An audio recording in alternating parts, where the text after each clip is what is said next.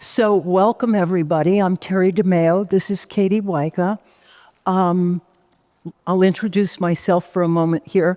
I am presently a coach and have been so for the last 20 years. Prior to that, I spent a good 20 years as a litigator. I did civil rights, family, criminal, anything with like a good fight.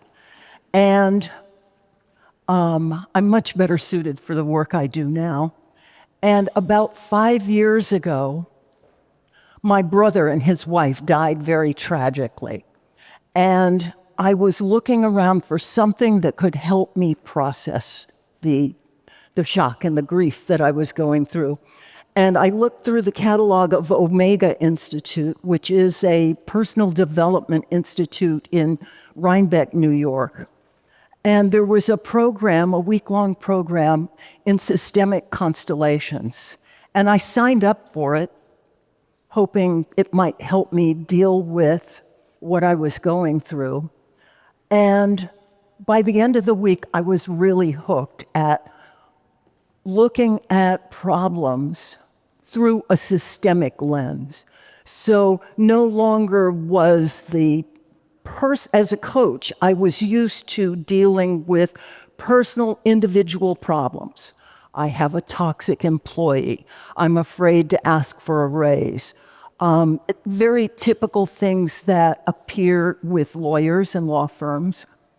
And when I began to train in this system and begin to look at things through a systemic lens, it opened up a whole new world for me, enlivened my work, and that's why we're here today. And Katie, Yes. how did you get here? Yes. So hello, everyone. I'm Katie. I am Clio's in-house performance coach.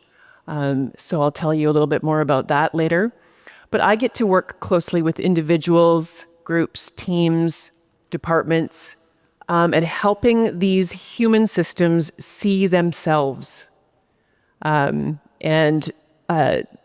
to Terry's point, this constellation work that we'll tell you more about shortly, I came to it years ago in a previous role where the leaders of an organization invited us in because what people were saying and what was happening were very different. And they couldn't figure out what is going on. And so I got hooked at helping to understand the invisible forces, the hidden realities that are occurring because humans, when we get together, sometimes weird things happen. And we need to understand them better.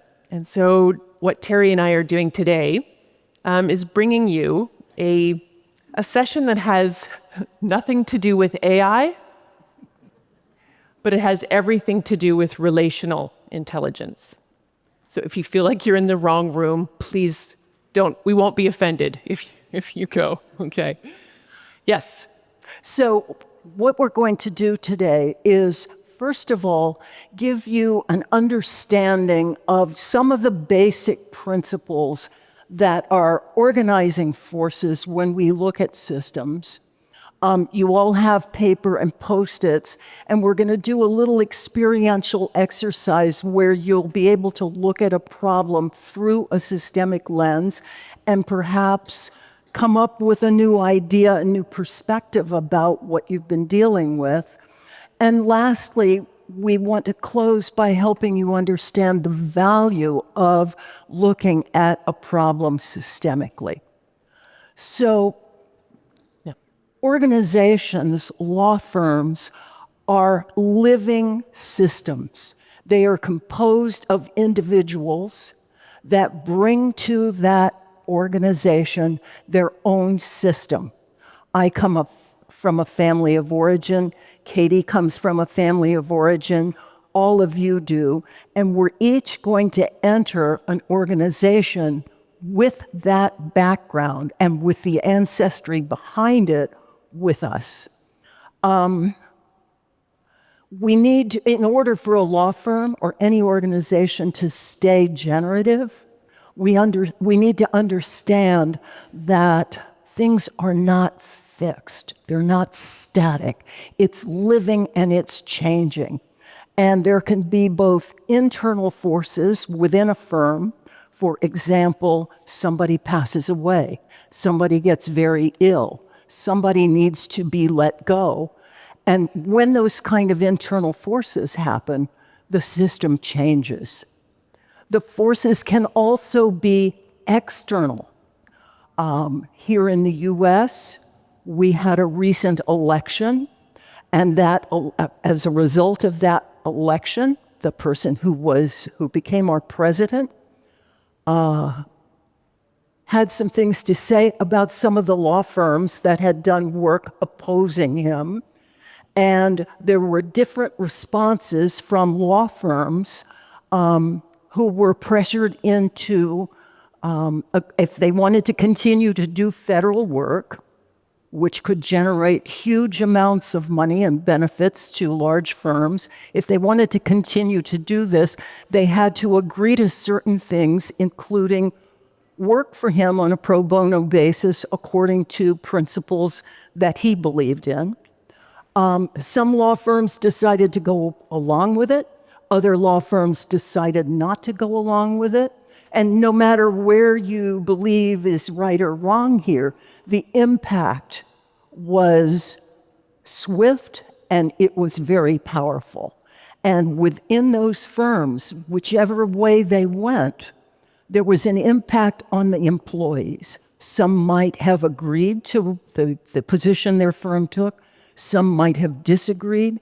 And unless the hidden influences, the forces are brought to the light, that's going to have an impact that's going to influence the success and the generativity of that law firm. And then finally, in order to remain generative, an organization has to stay true to its mission, true to its purpose. So those are some of the things we're going to be talking about today.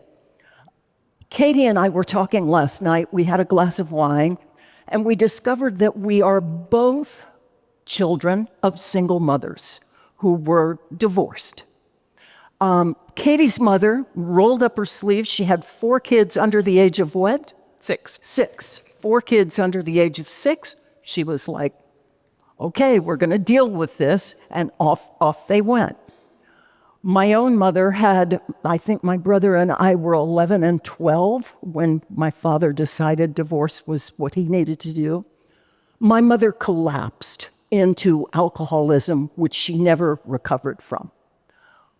What causes those kind of differences is not why we're here today, but the way Katie and I might show up in the workplace has everything to do with why we're here today and what we want to talk about. In Katie's case, what happened when somebody was sick? You got on with it. If you weren't bleeding or if there was no limbs on the ground, you got up and went to school or went to work and you carried on. Yeah. And in my family of origin, being sick was one of the few ways to get positive attention from a mother who, because of her own influences and background, saw that as a place for compassion. Now, we could say that I had a weak mother, Katie had a strong mother, and be done with it there. But if we open the map and begin to look at things systemically, we can see forces and influences that might have contributed or explained what was going on. So we each bring these kind of personal systems. When I was a young lawyer, I'd get sick a lot. And I realized pretty quickly that that wasn't going to work. I had a responsibility to clients. And if I didn't show up for work because I had a cold or didn't feel well, something was going to collapse. So I had to relearn how to show up, where for somebody like you, you just carry on, right? We're not so good at taking care of ourselves, though. That's the shadow side. Right. And we see that too. We see lawyers who drive themselves into illness and keep going no matter what.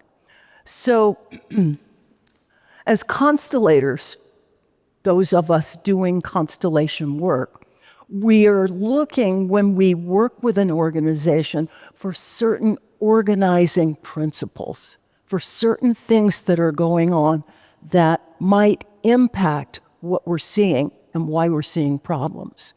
So the first organizational principle that we look for is one called belonging. Belonging is not belonging in the romantic or sentimental sense. You know, I belong to you and you belong to me and we'll go off into the sunset happily ever after.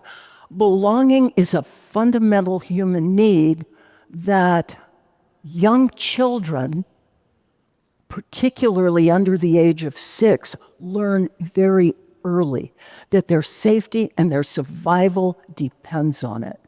And they will adhere to the conscience of the family. What's going on in that family that's going to drive behavior, and what's going on that's going to allow me or allow you to fit in well. And that can be very different from family to family to family, as in the example between Katie and I. In the tough it out kind of family, when that's brought to the workplace, if you're a leader, you might not have a lot of compassion for somebody that shows up sick a lot. If you're a different kind of leader with a different kind of background, you might be so understanding that employees could take advantage of what's going on. So this principle of belonging is the first thing we look for. And the systemic principle is that everybody belongs. Everybody has a place. They may not all be equal. They're certainly not all the same, but everybody belongs. And when, for example, somebody in a firm disappears without explanation, the system gets disrupted. So the first principle of belonging has to take into account that if somebody leaves, it needs to be acknowledged. It needs to be discussed.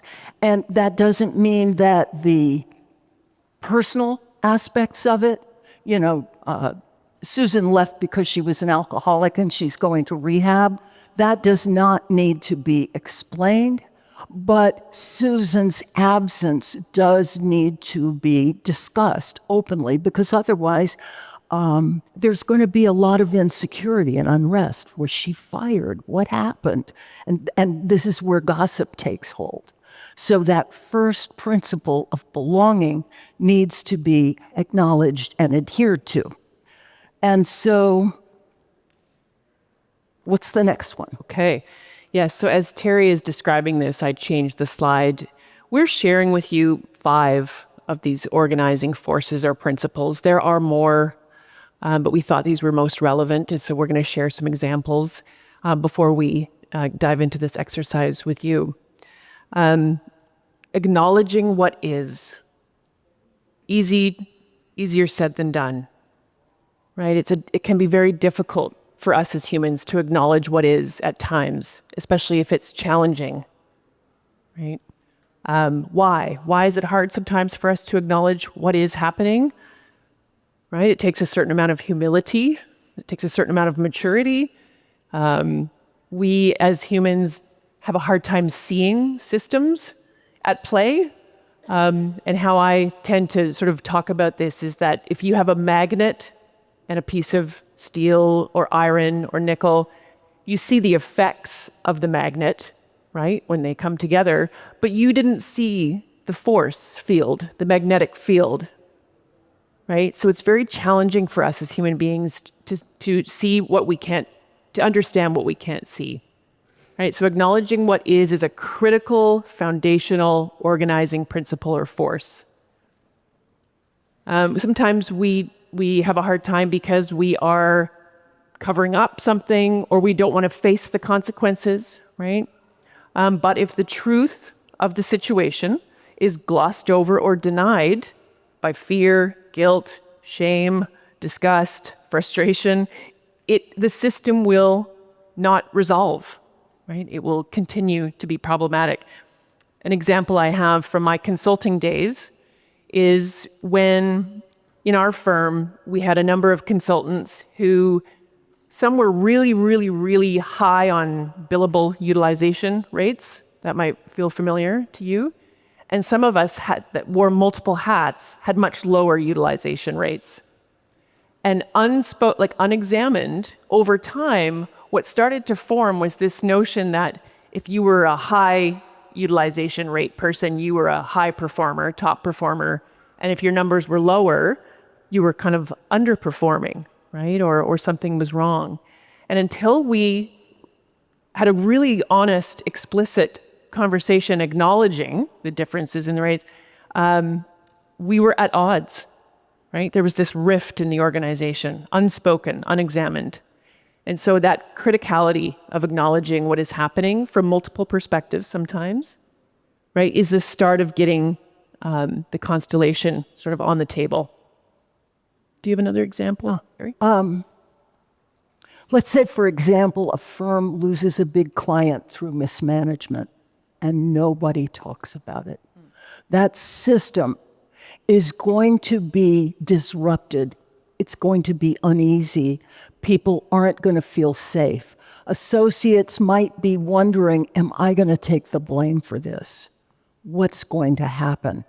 And trying to work with this undercurrent of insecurity and lack of safety is going to impact the work product and employee well-being.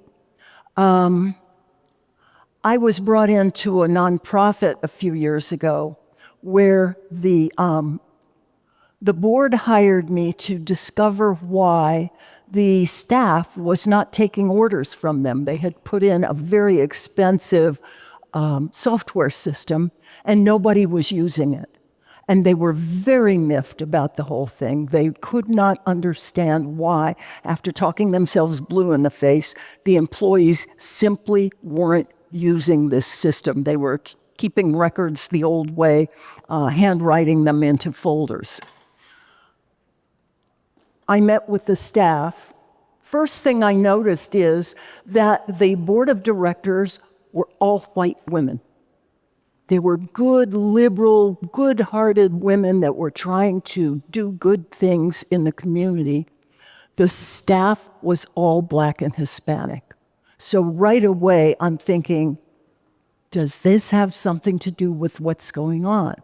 And after I began to meet with the staff and get their trust, because they had a lot to risk if they really opened up to me, indeed, what they were feeling was race-based and a national origin-based discrimination from some of the relatively offhanded remarks and behaviors of the board of directors.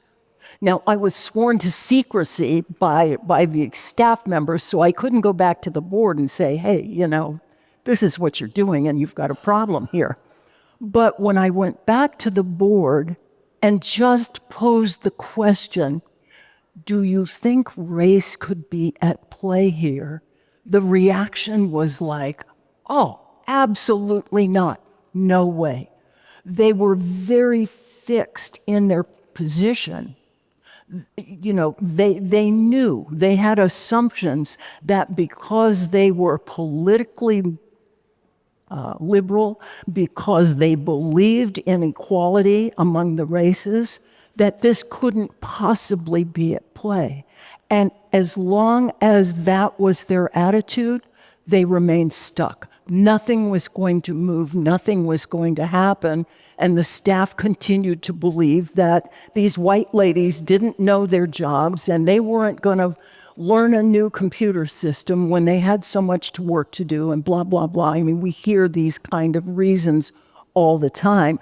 But if you look systemically at what was going on, the truth really wasn't being acknowledged. So, Yep. yeah. Right. And so when we don't acknowledge what is, and it doesn't mean we always agree on what is happening, but when we can't start there, it can go underground, right? Or counter forces can come into play, as they did in Terry's example. Okay, the next one is time, the organizing force of time. And what this is referring to is that there's a natural order of time when we look at systems, and that time is like in our histories. What comes before is often really important and takes precedence.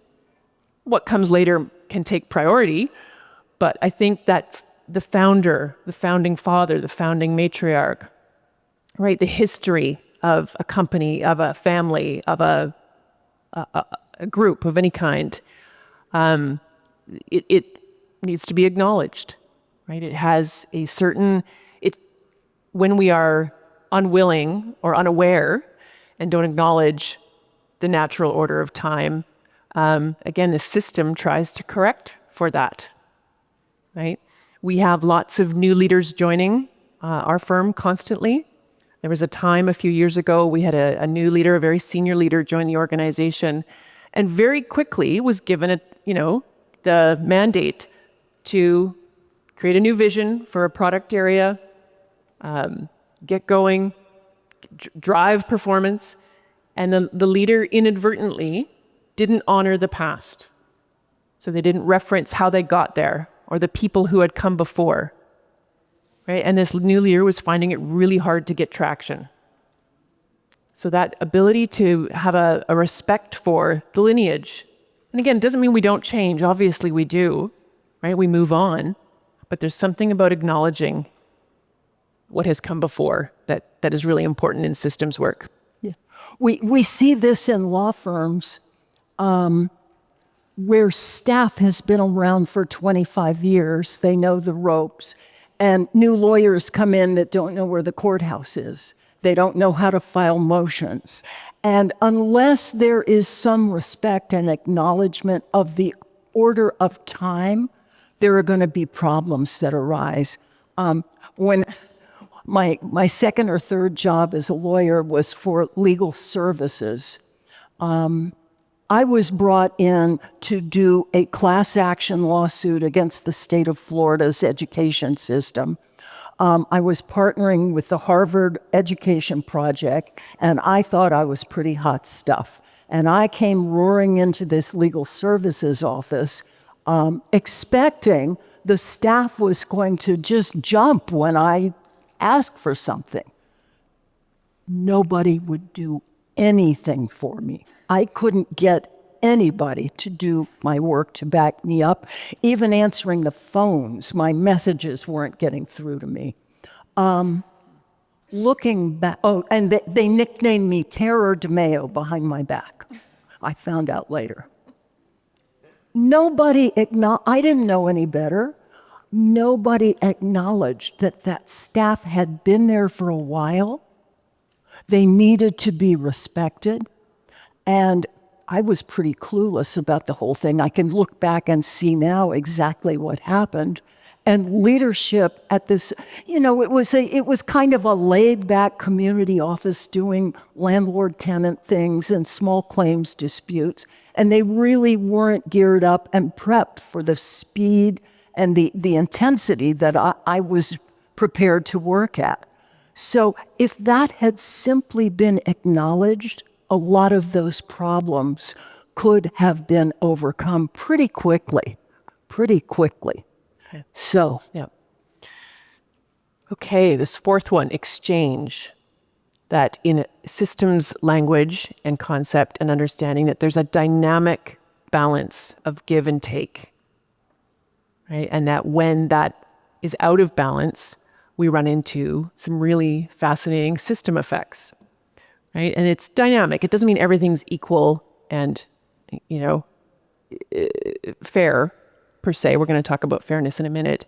But between people, parties, right? Leader, employee, organization, employee, client, lawyer, right? Vendor, organization, that the perception of balance in give and take has got to be there. Sometimes people give more than they receive, right? I'm sure we have all felt that, right? There are also times when we get more than we give. which is a really fascinating one. And that too, on the surface, sounds perfect for us as individuals. In a system sense, it can manifest in ways that are quite problematic. Right?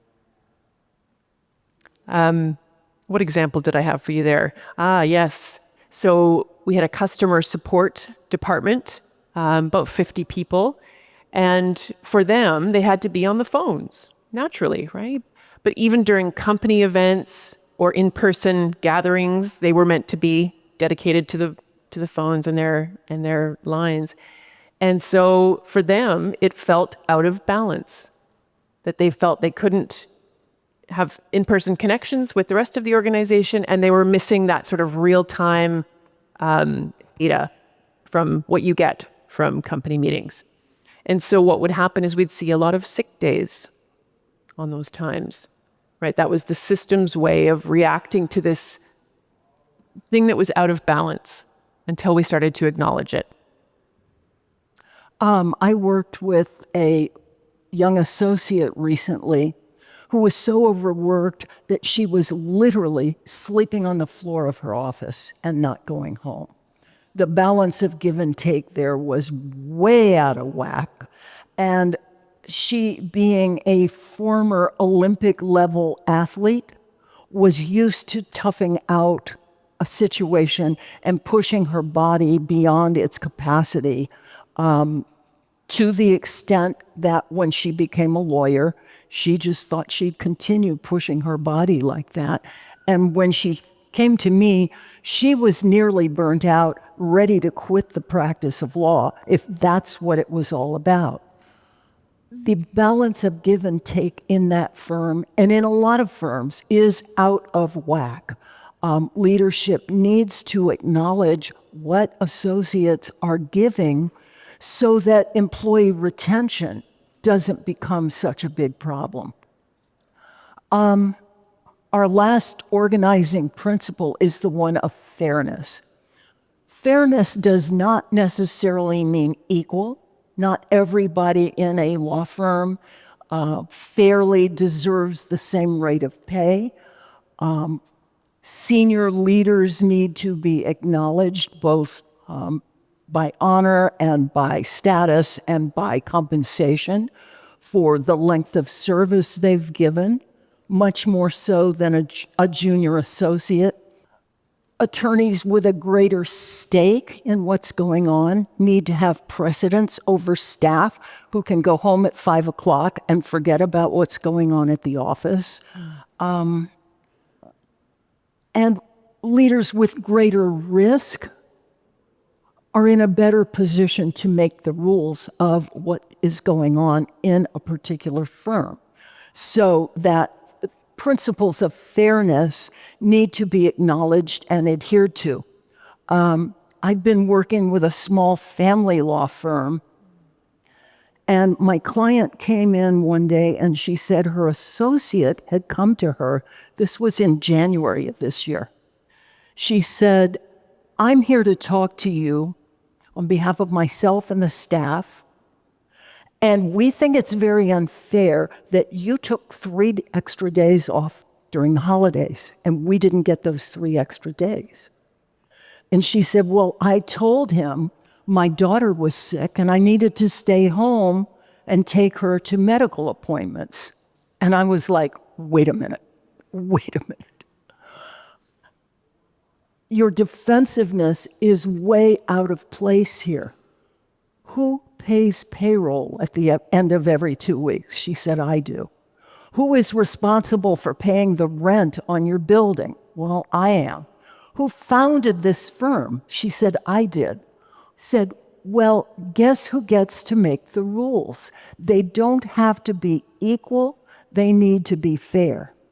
Now, what happened was about a month later, this same associate came to her and he said he was leaving and he intended to take his book of business with him. This time she was ready. You know, she had learned the lesson from before, and she said, "Not so fast. We will look at what the rules of ethics provide for. We will send letters to the clients that are in accordance with the rules of ethics. And that's how this is going to go down. He left, a few clients left with him, but the firm and her leadership were still intact. And the strangest thing happened after that. There had been a problem employee in that firm that preceded, she had been there much longer than this lawyer that was trying to make trouble. She settled down after the leader stepped up and took her leadership position. So that's where we see an organizing principle of fairness taking place that might look a little puzzling from the outside. How did that happen? That this woman that was full of complaint all the time and tattling on other employees had settled down. So now it's time for a little exercise. So you each, does everybody have a paper and some Post-it notes in front of them? Yeah? Okay, great. So here's what you're going to do. First, think of a problem. Think of a problem that you're dealing with at work. Write a P, or if you don't want to put P, you could, you want it to be a little more secretive, you could put a circle or a little symbol or something. But put that on a Post-it note and put it somewhere on the page. And then take a... Terry, sorry, just before you... Yeah.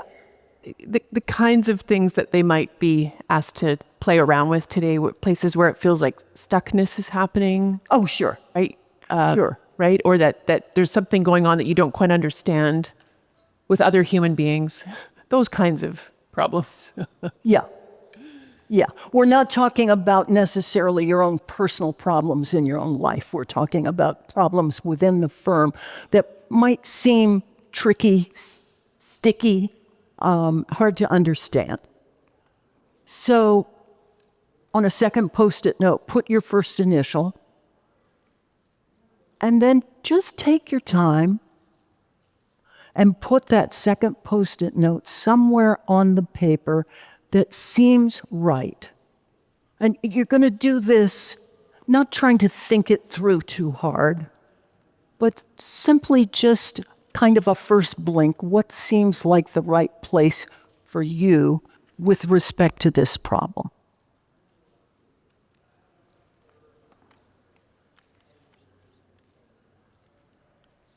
And then, very slowly, start to add in other people, either in the firm if it's small enough, or in your team or your immediate practice group if you're working in a larger organization. Start to put one by one and very slowly the other people who might be directly involved in what's going on in the system, not necessarily in what's going on with the problem, but what's going on in the system. And it's important to do this without a lot of thought, just one by one, slowly place them in there and see what you notice. What do you feel when you add Jane or Susan in? What happens? Does your heart rate pick up a little bit? Do you settle down a little bit? What might be happening as you slowly add these people, one by one,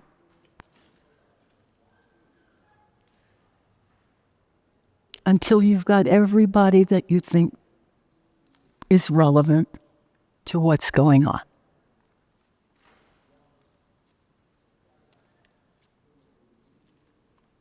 Just take a moment and see what you notice. If you want, you can move the Post-its, so leave the P where it is, but you can move the other Post-its around a little bit and see if anything emerges. Or you could turn the paper sideways or look at it upside down from another angle. Just notice what might emerge.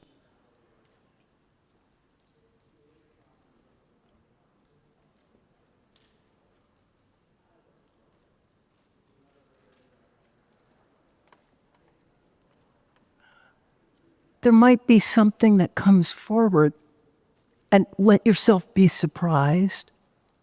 Does the problem maybe hold things together in a way you didn't expect?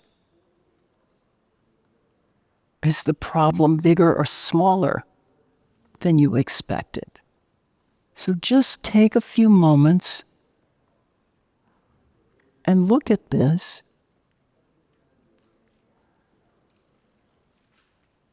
And see what you might discover with new eyes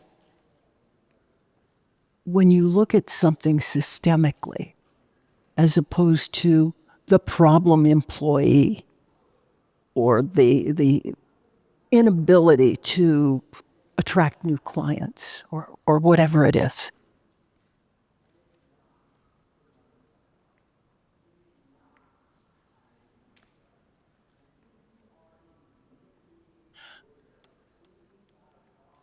Katie, I've lost you. Where are you? In the dark. Oh, there you are. Back. Okay. And what we're hoping in a moment is that some of you might be willing to talk a little bit. You don't have to tell us the gory details of what's going on, but to talk a little bit about what you might have discovered as you're doing this exercise.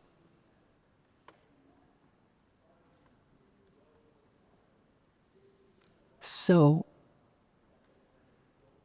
is anyone willing? Yeah, I think there was somebody that was going to have a mic. Yeah. It's going to take her about 10 minutes to get to the front of the room here. So we'll just wait on pins and needles.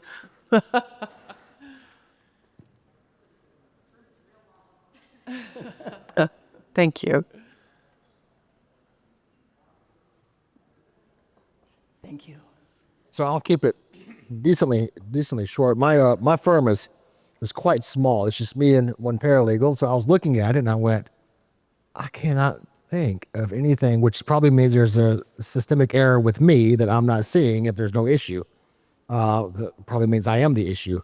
But then I was like, well, let me see if I can broaden this to my life in general to see where I feel there's tension. And one of my best friends, I felt like they've been some tension between our friendship. We've been best friends for 30 years. So I was like, okay, well, I'm gonna do that. That'll be the problem. Will be the tension and try to see if I can figure out what that is. So I did that, put my name down, and then I started adding the other people involved. And I looked at it, and then I compared it to the organizing forces that you guys have talked about. And something I've never realized until now is she has been emotionally supporting everyone on this page Wow. without many people pouring into her. Wow. You know, I'm stressed out as a lawyer and she's always there for me. I'm doing the best I can there. But then I realized everybody close to her is dealing with stuff in the last 6 months. So this exchange is not working in her favor. And then the phrase that came to me was, when your output exceeds your input, then your upkeep becomes your downfall. Yeah. Wow. And I was like, and that's where the tension's coming. That's because she's not getting poured into. The exchange needs to go backwards some so that it can restore not only our friendship, but also her well-being. Yeah. Yeah. Yeah. The balance of give and take is really off there, isn't it? Mm-hmm. It is. So, you know, I don't want to put you on the spot, but have you thought about how you might approach this? Well, I thought it'd just be easier just to walk away. I'm joking. Bad time to joke, I guess. We are going, 3 people on this sheet, including myself, are taking a road trip for her birthday next week. So that was one thing she wanted to do, is just get away from everything and do a road trip. So I think I want to make it more of a focus to make sure that she's poured into and uplifted a lot. And I might talk to my other friend that's going with us, I'm like, hey, our friend's going through a lot right now. She's been with all of us for the last 6 months with our stuff.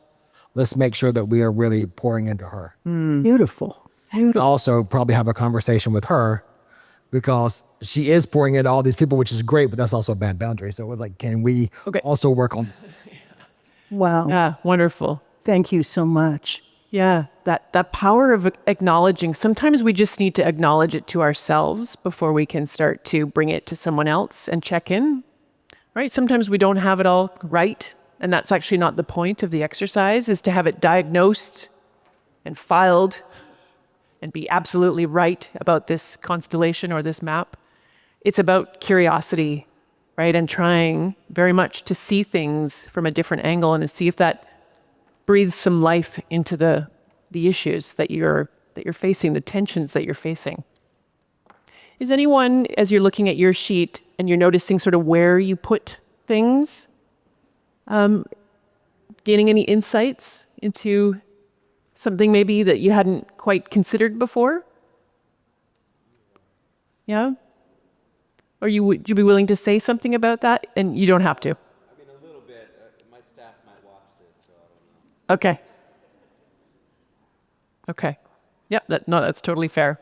Yeah, others. Curious, way in the back. Somebody in the back, yeah. It's interesting that your examples covered longtime employee going to rehab. Were you a little mouse on the wall in my life of recent? The biggest thing that when I looked at this very carefully, I realized that some of the internal issues that are going on is things that need to be acknowledged. The time that people have been with us, those people need to be truly respected from that. And this is something I've seen time and time again in law firms. Unfortunately, this, and just to say this, is that whether it's a new attorney, a new paralegal, yes, they get out of school thinking they know it all because they have invested so much in their time and education. And we have to be giving and remind them that experience does play a tremendous amount in that. And we have to word that so carefully for that. And the people that have been with us a long time, we need to give to them because we've all experienced the job market hiring scenarios, I'm assuming. They're really quite challenging out there. So when I put my list together, it's kind of funny as you went through the list and I started thinking about how does this flow in our office, kind of starting at the top and working down. Those are the things that come together. And I love the fact that I need to address the exchange. What am I pouring into the new people? What am I getting out of the other people? Why are the people that have been there with me a long time, why are they pouring out so much? But what are they receiving in return? Yeah. I want to give that back. Beautiful. Certainly, the fairness of that does come into play. That's beautiful. Thank you. Thank you. Yeah, and I appreciate too in you sharing your examples. We really appreciate that because what it's highlighting too is that systems effects and forces at play.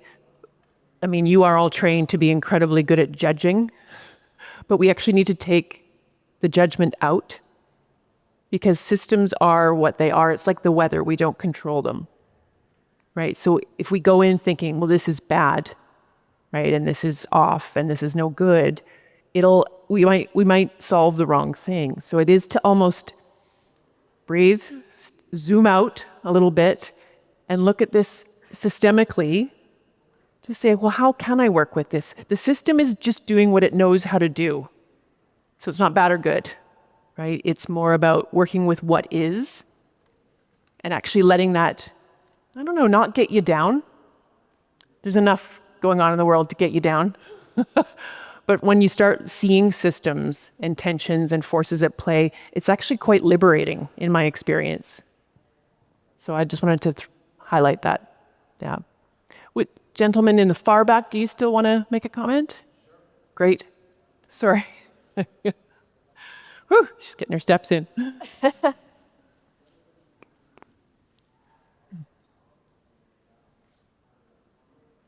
Working with the Post-its and thinking about it, I had to move my own name a lot closer to the problem after thinking of it, because what I was looking at was being frustrated with not getting the outcome I wanted on certain task assignments. What I realized is I think I'm generally actually getting what I literally asked for, but I was not asking for what I truly wanted. I was just asking for the initial stage in a process when what I really want is the outcome and the result. Wow. Wow. Glad that helped.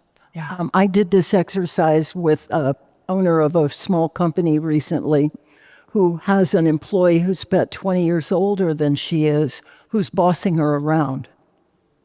And we did this Post-it note exercise. And she put the problem at the top of the page, herself at the bottom of the page, and all of the employees between herself and the problem. And I said, well, that's interesting. Well, why'd you do that? She said, well, they act as a buffer between me and this bossy employee. It's like, well, you see there's a problem.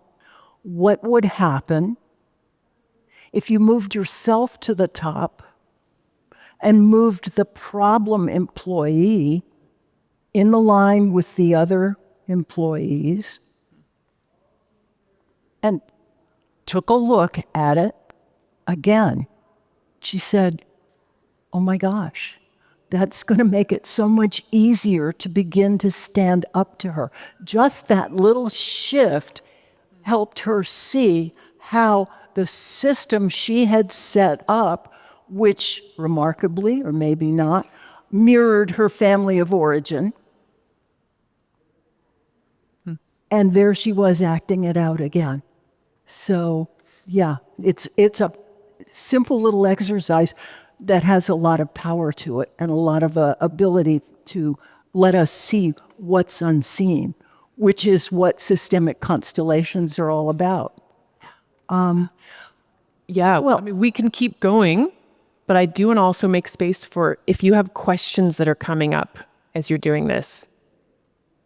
Right? Yeah. This is not for the faint of heart sometimes, right? Yeah, we'd love to invite questions. Was there one at the back? Yeah.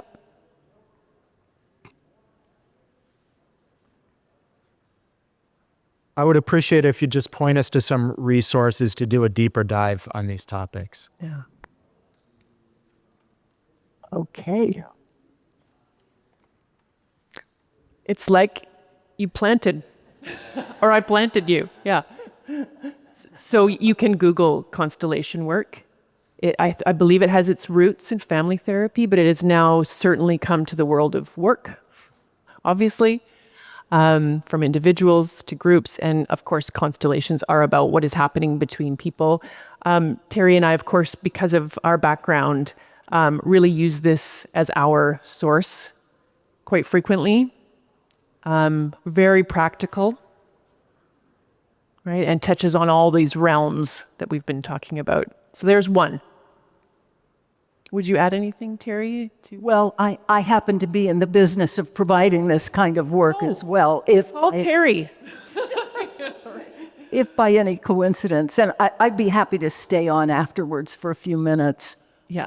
If you have any questions that you don't want to air in the larger group, but that book is excellent too. Yeah. So Anything else that's coming up for you that you'd love to check? Because if you have this question, likely others would too, and would love you to ask it. Some might be wondering, what the heck do I do with this page of stickies now? Anyone got that on their mind? Yes. Yeah. What to do with it? Where to go with this? Right? Keep playing with it is my first thought. Right? Move, as Terry's examples, what if you moved some of those around? How might you look at what is going on? right? Or even just noticing, like, why did I place these here? What might be going on? What forces might be at play? What is something I'm really not understanding, right? And what kinds of questions could I ask of my colleague or my boss or my friend to see if what I'm seeing is what they're seeing and experiencing?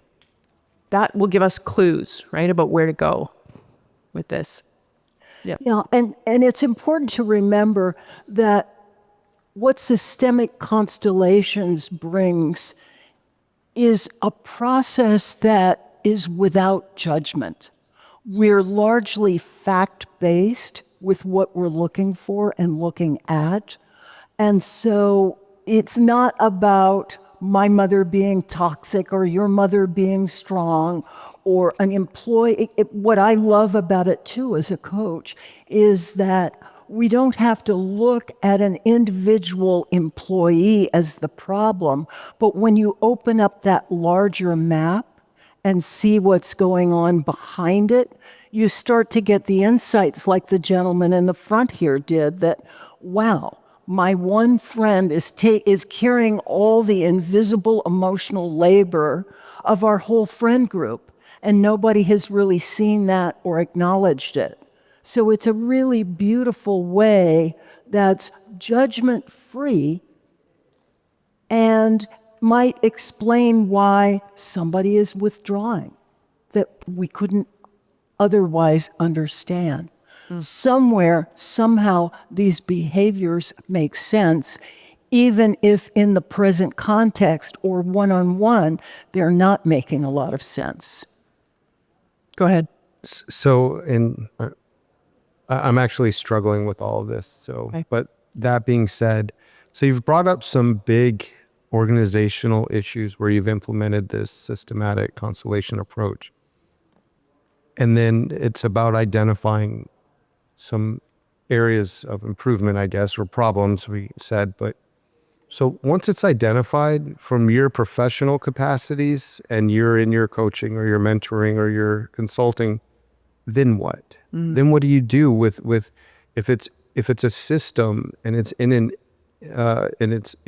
organization and it's an organizational problem? Then how do you get people to then have the rational, oh wow, moment to start implementing a change and lead them in a direction to determine if there is a better component or design in order to address these issues? I mean, how do you get to the solution? Yeah. Such a great question. And the great thing about constellation or mapping or systems views is that we never start with solution, which again is counter to our professional training and is so hard. So part of the story is to invite people into looking at what is going on and to say, what do you see? What do you see? What do we make of this? When we can talk about it at that level, what is happening in our system versus what is happening, what are you doing and what am I doing, right? We can start to open up. And you're right, not everyone maybe would go for it. Maybe not everyone is there at the same level of curiosity or interest as you are to begin with. But I don't know about you, but anytime we make space, right, to invite people into what are you experiencing, right? Where do you think this is coming from? What might we do about this, right? But it feels risky, right, when you invite others into figuring out what the heck is going on. I know that we feel like we lose a little bit of control, but that's precisely what this process asks us to do. But I think it's good to have professional support. Absolutely. If you're not sure what to do with this. Yeah, so that would be my thought. Yeah. Terry? A lot of this is communication, good communication. And I'm going to give you a good lawyer's answer here too. It depends. It depends on a lot of the factors that are individual to each system. In the case of the nonprofit with the race issue, I actually brought the executive director, who was African American, and the CEO, chairman of the board, not CEO, the chair of the board, who was white, brought them to my house and served them tea and snacks. They had never before had a one-on-one exchange. It began to open the whole thing up. I was shocked when I learned they had never individually communicated together. And we didn't talk about problems. It was simply a way for them to get to know each other so that some trust could be built. And from there, the system could begin to settle down and relax and trust each other. So sometimes it's just as simple as having tea and biscuits together. So often it's a lot more complex than that, but there you go. He said, buy stock in tea and biscuits. Yeah. You know, I heard the Dalai Lama speak once, and he talked about breaking bread, having a meal with your enemies as a way of diffusing the tension. And I think there was a lot of wisdom in that. Yeah. So, Yeah, I know we have to start to wrap up, but question? So when you're actually having that conversation with the team to look at the problem together and have the team come to a solution together. So what does that look like? I mean, are you handing each person in the team one of these sheets and their own set of Post-it notes? Are you going up to a whiteboard and you're doing kind of one that the whole team is now talking and contributing to? Can you paint that picture for us? What does that look like when you're sitting down with a team at Clio and you guys are approaching a problem and you're having that conversation? What are the nuts and bolts of that? Yeah. There's so many examples, but I'll say a couple things. Yeah, one is if we feel, so I would speak with everyone individually first to say, are you ready to do this? What concerns do you have? What's coming up for you? Where are you at with this? When it feels like there's a readiness, right? That absolutely a whiteboard, right? And it's a process that we go through. So the first question is, sort of, what do you think some of the big challenges are for this team, right? And we list them, right? And then, okay, which one do we want to explore more deeply? What do you think is contributing to that? Their language, their depiction, right? And it is, I'm sure that some of you have experienced this, when you can start to walk people through a process and hold space for it, things emerge, new insights, shared descriptions, and also very different ones. And I appreciate that when you get to the ones where you're very different, right, that can be really challenging. Like, people experience things differently. Who's right? Well, it's not about being right. It's about understanding, well, how does this affect us as a team? And where do we want to go with it? What would we like to shape differently? We're part of the problem, so we get to decide what we're going to do about it. So that's one thing I would offer there. Did you want to add? I'd also encourage you to understand this exercise is to help you get a new perspective on the problem. And what you do about it might depend on who the team is composed of. Because if it's hierarchical and you're the manager or the leader of a practice group and you're bringing in people that work below you, they're not going to feel safe. So we're not talking about getting people together, staff, junior associates, senior associates, and the head of the firm all together working with Post-its, because people in less secure positions aren't going to feel safe. So again, the exercise hopefully helped you see a problem through new eyes, but what you do about it after that is going to depend on who the players are, how they're composed, and how can we make everybody feel safe and secure, like they belong and they're going to continue to belong. Does that make sense? So anyway, we are over time. Yes. I want to thank you all for coming. Hope you learned something today, and we'll stay for a few minutes if you have any more questions that you'd like to. Yeah, thank you so much for being here. We weren't sure if anyone was going to come to this, given so much good stuff happening at the same time. So we're really grateful and would love to chat with anyone if you have a few minutes. The closing keynote is 4:30 in the auditorium. Yeah, thank you.